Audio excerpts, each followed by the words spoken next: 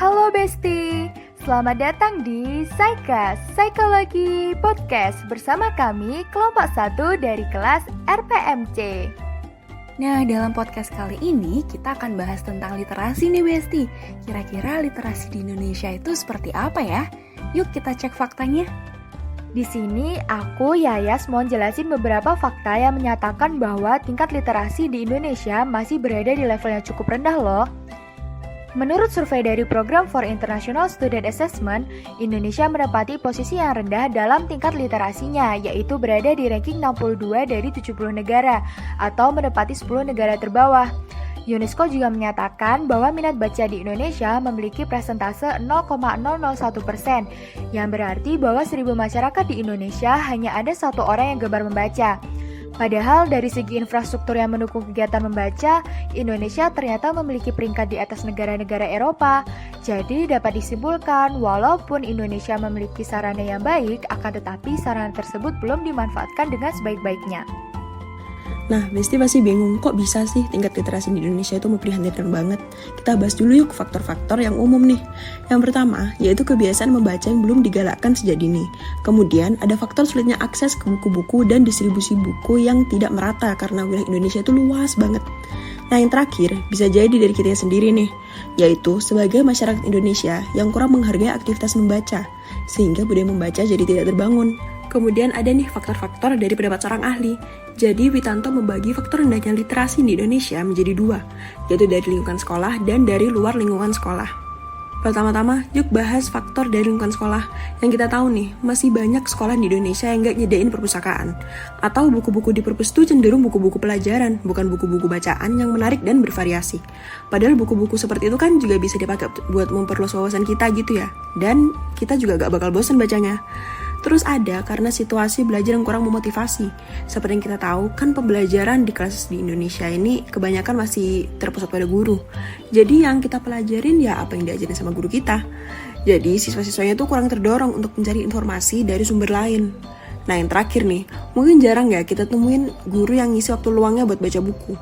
Jadi bisa dibilang siswa-siswa di sekolah gak punya role model dalam hal gemar membaca. Nah iya bener banget. Selanjutnya, faktor dari luar lingkungan sekolah juga ada nih Besti. Witanto berpendapat bahwa rendahnya tingkat literasi diakibatkan oleh meningkatnya penggunaan teknologi informasi elektronik berupa aktivitas menonton TV ataupun mendengar radio yang cenderung lebih menarik dan mudah untuk dicerna. Sehingga aktivitas membaca menjadi terkesan lebih sulit. Padahal informasi yang kita peroleh dari buku bisa jadi lebih mendalam loh. Selain itu, para orang tua juga lebih sering membiarkan anaknya menonton TV atau bermain HP daripada harus merepot-repot membimbing anak dalam membaca, sehingga anak tidak terbiasa dalam membaca buku. Dan faktor yang terakhir nih, Besti ngerasain gak sih kalau harga buku di pasaran kurang ramah di kantong? Karena itu, banyak orang yang gak terdorong untuk membaca akibat harga buku yang melebihi harga sembako. Beberapa dari mereka berpandangan bahwa uang yang dikeluarkan untuk membeli buku tidaklah sebanding dengan manfaat yang diperoleh. Wah, banyak juga ya faktor-faktornya Besti. Sekarang udah pada tahu kan apa aja faktor yang memengaruhi tingkat literasi di Indonesia.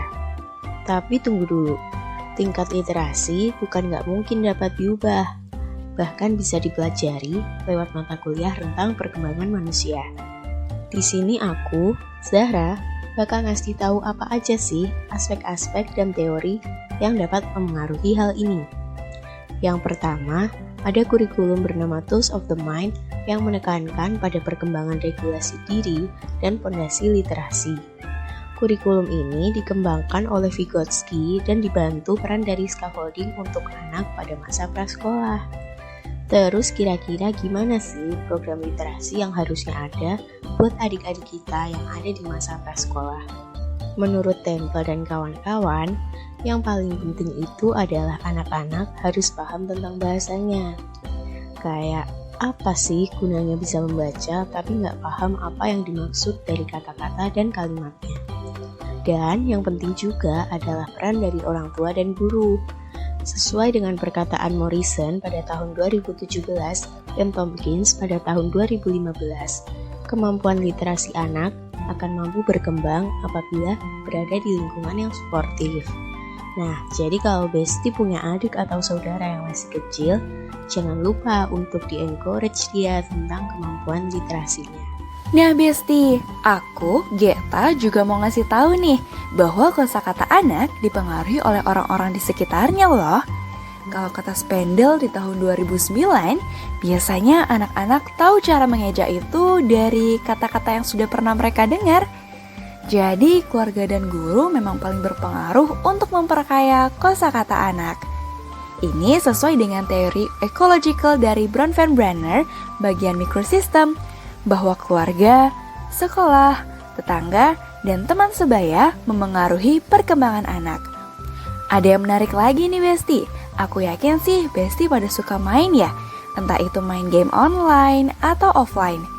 Tapi ini ternyata bermain itu bisa jadi aspek penting buat perkembangan literasi kita loh. Contoh aja pas lagi mabar nih, itu kan kita pasti ngomong dan saling koordinasi sama tim kan?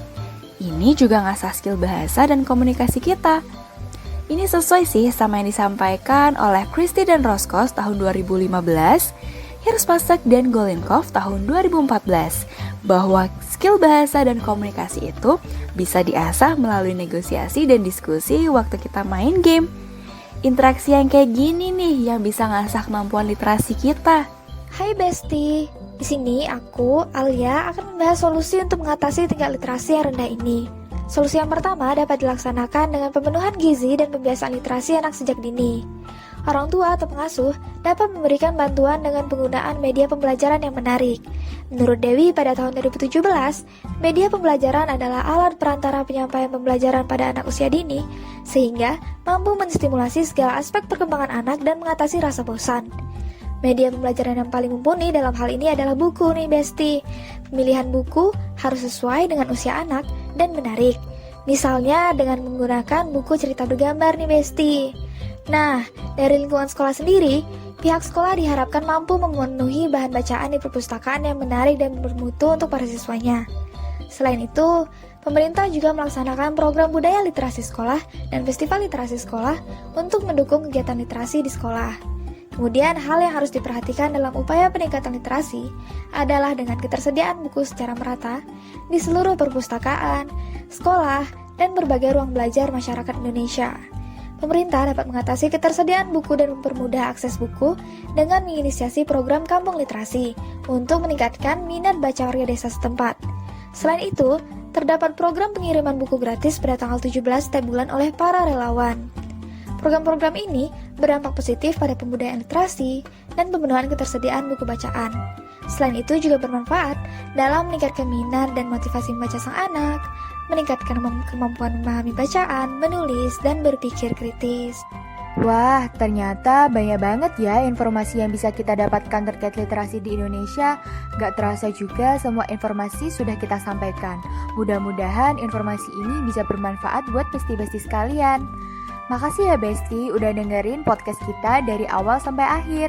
Sampai bertemu di Saika selanjutnya.